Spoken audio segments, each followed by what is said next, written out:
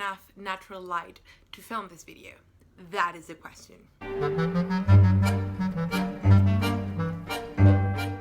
Hello everybody, I'm Roxy and this is Bregman BS. Today I am finally doing the 2019 Curious Reader Nonfiction Challenge wrap-up. So if you don't know what that is, I'm going to leave the link down below. I filmed a TBR for this challenge and I'm proud to report that I followed it for the most part, but I'm even prouder to say that I completed the challenge. The first prompt was a book published in 2019 and I thought this was going to be very problematic because I don't follow a lot of new releases, but I had actually been looking forward to the release of Constellations, a book of essays by Sinead Gleeson, who's a very important writer and editor of Irish fiction. This collection of essays deals primarily with the body and her experiences as a mother, as having been very, very ill, and how that connects to broader cultural perceptions of the body. This was very, very interesting. And while I was reading it, I deeply enjoyed it. I definitely thought this was going to be like my favorite nonfiction or one of my favorite nonfiction reads, so it's still a great book and I would recommend it. However, the specific essays have not stayed with me as much and I find that it's a bit worrisome compared to other nonfiction that I read. Number 2 was a book that was translated. I read a Spanish version of Utopia for Realists. I am not sure what language this was published initially, whether it was English or Dutch. But anyways, this is a sociology book that talks about 3 main propositions, which is world basic income, world without borders, and 15-hour working week. I loved it. This was one of my top books of the year. If you want to see more of my thoughts on that, you can check out my favorite nonfiction books of 2019 video. Which I link down below and in the eye as always. Then number 3 was an art history book, and for this I read The Life of the Surrealists by Desmond Morris, and this also made my favorite nonfiction books of 2019. Again, link down below, but just as a quick summary, this is a compilation of biographies on surrealist artists. It was very engaging. The book itself is very pretty. It has a lot of full color illustrations, and so if you're interested in the topic, I really recommend to pick this up. Then number 4 also made it to my favorites. It was a classic, and for that I read Down and Out in Paris and London by George Orwell. I talked about how well done this book is. I guess it could be considered travel memoir, but it's more a reflection on poverty and what literally living day to day and not having enough to eat and sustain yourself does to your mind and your body and your soul. Then number 5, it's kind of a cheat. It's a pre-Victorian history, and I read the Oxford Book of Irish History,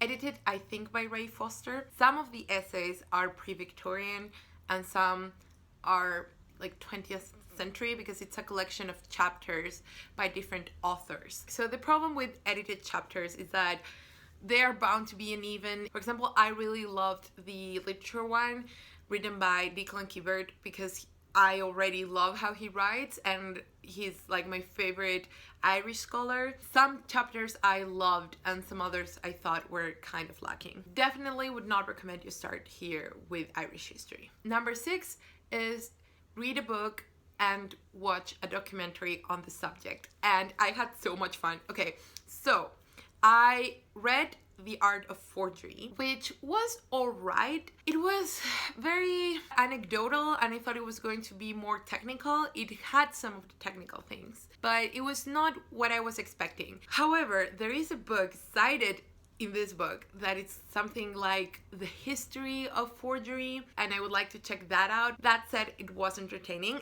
and I enjoyed it all the more because I had already watched like 5 seasons of Fake or Fortune, which is a BBC reality series, if you want to call it that, where people bring their works of art that are not authenticated and try to have them authenticated. And I love so much about this show because they really get into the science of it and also the politics of it.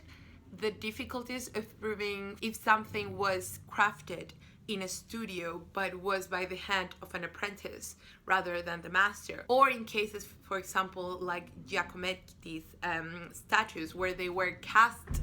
He never touched any of his originals, but there were some that are considered originals because they were crafted in his studio under his supervision. So it's a crazy thing. The production value is also so high, and they make it feel like it's the most high stakes thing you will ever watch. If you're interested in the topic, seriously watch this show. Prompt number 7 was read a book about something extraordinary, and I read Lost in Math, another one of my favorites. This is a philosophy of science book that talks about how beauty as an aesthetic principle has led physics astray, because physicists often seek their mathematical formulas and their theories to be beautiful. She talks about how there is no apparently justifiable reason for that, but it keeps being a principle, and how that has really poorly influenced research. It's so fascinating.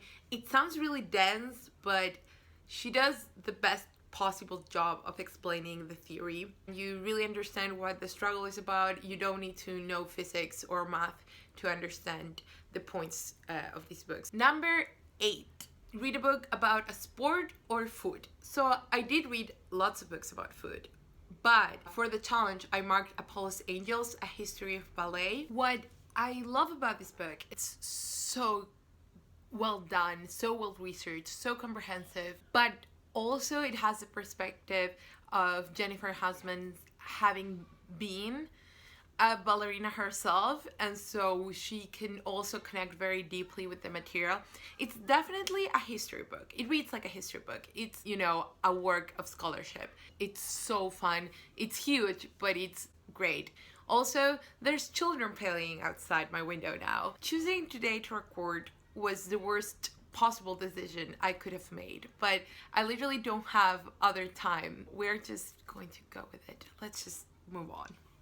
Number 9 is read a debut writer. I chose Educated by Tara Westover, and everyone talked about this memoir about Tara's childhood in an extremist religious home where the father also had a lot of paranoias and he was abusive, and the whole family lived under terrible conditions, and she didn't go to school until she went to college. A lot of people were very disappointed because they felt that this was wrongly marketed as her tales of academia and how hard it would be for her to get into college and get into the rhythm of college, and she ends up going to Cambridge and study history there.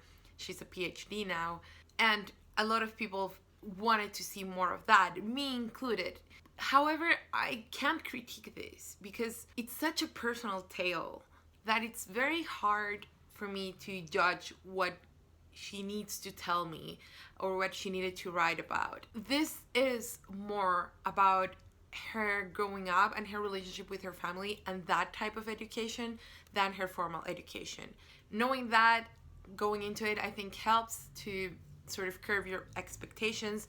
That said, this is an amazing memoir, another great read. Number 10 is a popular science book, and this was one that I changed just because I didn't get to I Contain Multitudes, which, you know, breaks my heart a little bit, but I want to get to it. I did read Best American Science Writing 2007. It was amazing. Some of the essays were so great. I particularly enjoyed the ones that were about the politics in academia. There is one actually quite related to Lost in Math, which is depressing considering that Lost in Math was published more than 10 years later. Some about ecology, but I personally enjoy the neuroscience ones more. It's just, they're so fascinating. I really recommend this series. Pick up 2019 if you want something more current. Whichever one you pick, I think you really get the book's worth because it's so diverse and you will be introduced to a lot of very interesting topics that you might later want to look more into, or authors that you're really interested in and then you get obsessed with them. That also happened to me. 11, read a book about a place you'd like to go. And for this, I also changed my answer. I was going to read a uni library book, but then I read Elsewhere by Rosita Boland, and once again, this made the favorites cut. I don't know what it was with this challenge. It was so inspiring. This is travel memoir about Rosita's travels throughout her life. She kept journals, and she decided later on in her life to write about travel. There is also a lot of reflections on why, even when we are settled and content in one place, we want to go somewhere else, or some people at least. It's very interesting, and it really resonated with me, and I want to reread it hopefully next month. Hi, this is Roxy from the future in even crappier quality, so you're welcome for that. I just want to say that I got so excited talking about Elsewhere thematically that I forgot to mention the places she goes to that I would like to go to. And she goes to a lot of places, all of them fascinating. But in particular, she mentions England, she mentions Thailand, and she mentions Japan. And those are very specific places that I would love to visit. Number 12 was a book published by a university press, and for this I chose Between Women by Sharon Marcus. This is a scholarly study about friendship and desire and marriage and sex between women in the Victorian age. Marcus takes a very underexplored subject, which is female same-sex relations in Victorian era, and she really goes to town with all the primary sources. Her main thesis is hard to articulate, but it's basically that academia has focused on female-female relationships as a replacement because of the theory of Victorian separate spheres, but she argues that actually a lot of heterosexual marriages were very passionate and were very companionable. Female relationships were much more complex, and there were much more